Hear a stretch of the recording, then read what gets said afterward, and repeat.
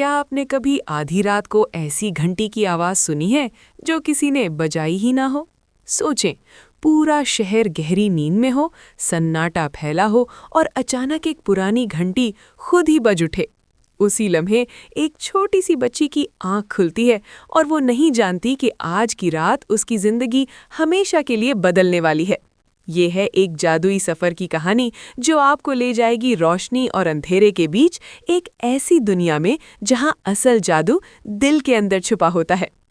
अस्सलाम वालेकुम प्यारे बच्चों और दोस्तों, आप देख रहे हैं जादुई कहानियाँ बाय अनम, जहां हर कहानी में होता है ख्वाबों जैसा जादू।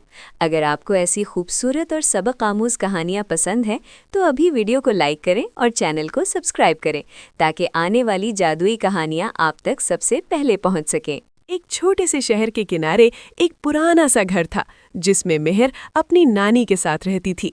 मेहर 8 साल की मासूम सी बच्ची थी, बड़ी बड़ी चमकती आंखें और दिल में बेशुमार ख्वाब।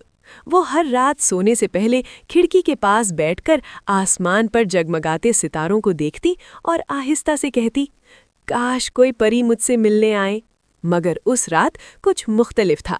जैसे ही घंटी की आवाज दोबारा गूंजी, मेहर हड़बड़ा कर उठ बैठी। उसने खिड़की से बाहर झांका तो बागीचे में हल्की सी नीली रोशनी चमक रही थी। उसका दिल जोर जोर से धड़कने लगा। डर भी था मगर तजस्सुस उससे ज्यादा था।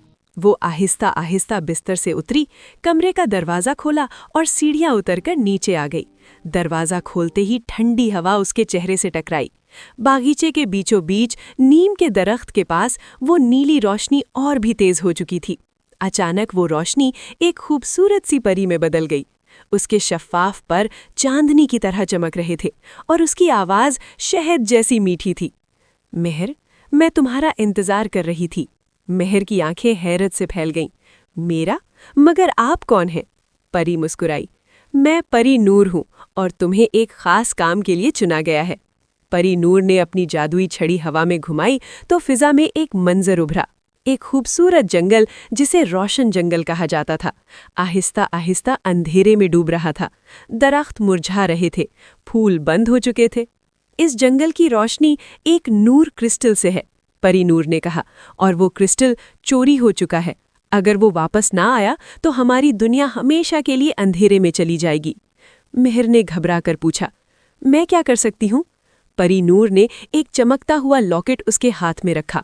इसे अपने दिल के करीब रखना, ये तुम्हें रास्ता दिखाएगा। याद रखो, असल जादू हिम्मत और सच्चाई में होता है। अगले ही लम्हे एक तेज रोशनी फैली और मेहर ने खुद को एक अजीबोगरीब जंगल में खड़ा पाया। हर तरफ जुगनू चमक रहे थे, फूल हल्की सुनहरी रोशनी बिखेर रहे थे। अचानक झाड़ियों में से सरसराहट की आवाज आई। मेहर चौंक गई। घबराओ मत, एक नन्हा सा खरगोश बाहर आया। उसने छोटी सी बास्केट पहन रखी थी। मेरा नाम बंटी है, हमें तुम्हारी मदद चाहिए। बंटी ने बताया कि नूर क्रिस्टल साया राजा ले गया है। जैसे ही उसका नाम लिया गया, ठंडी हवा चलने लगी। मेहर ने गहरी सांस ली।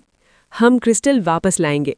रास्ते में एक पुराना फिसलता हुआ पुल आया जो गहरी खाई के ऊपर था। मेहर का दिल जोर जोर से धड़क रहा था, मगर उसने बंटी का हाथ थामा और आहिस्ता आहिस्ता पुल पार कर लिया। आखिरकार वो एक अंधेरी गार के सामने पहुंचे जहां से जामुनी रोशनी आ रही थी। मेहर ने लॉकेट मजबूती से पकड़ा और अंदर दाखिल हुई। गार के बीचों बीच एक लंबा सा धुंधला साया खड़ा था। उसके हाथ में नूर क्रिस्टल चमक रहा था। वो था साया राजा। मेहर ने हिम्मत करके पूछा, आपने हमारी रोशनी क्यों ले ली? साया राजा की आवाज़ भारी और उदास थी। मैंने चोरी नहीं की, मैं बस अंधेरे से डरता हूँ। मुझे कभी रोशनी मिली ही नहीं। मेहर रुक गई। उसने पहली बार उसकी आंखों में तन्हाई देखी। वो आहिस्ता से आगे बढ़ी। रोशनी छीनने से नहीं, बांटने से बढ़ती है, ये कहकर उसने अपना लॉकेट आगे किया।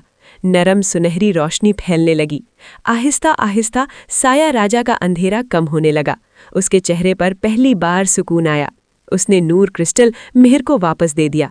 शायद मुझे भी दोस्ती की ज़रूरत थी। जैसे ही क्रिस्टल वापस आया, पूरा रोशन जंगल जगमगा उठा। फूल खिल गए, जुगनू नाचने लगे और फिजा में खुशबू फैल गई। परी नूर दोबारा जाहिर हुई। मेहर, तुमने सबसे बड़ा जादू किया है। तुमने अंधेरे को रोशनी में बदल दिया। अचानक सब कुछ धुंधला होने लगा और मेहर खुद को दोबारा अपने बागीचे में खड़ा पाया। सब कुछ वैसा ही था, मगर उसके हाथ में लॉकेट अब भी हल्का सा चमक रहा था। उस रात के बाद मिहिर जब भी सितारों को देखती, उसके होठों पर मुस्कुराहट आ जाती। वो जान चुकी थी कि असल जादू कहीं बाहर नहीं, वो हमारे अपने दिल के अंदर होता है। अगर आपको ये जादुई कहानी पसंद आई हो तो कमेंट्स में ज़रूर बताएं कि आपको सबसे अच्छा हिस्सा कौन सा लगा। वीडियो को लाइक करें, अपने दोस्तों के साथ शेयर करें और जादुई कहानियां बाय अनम को सब्सक्राइब करना मत भूलें।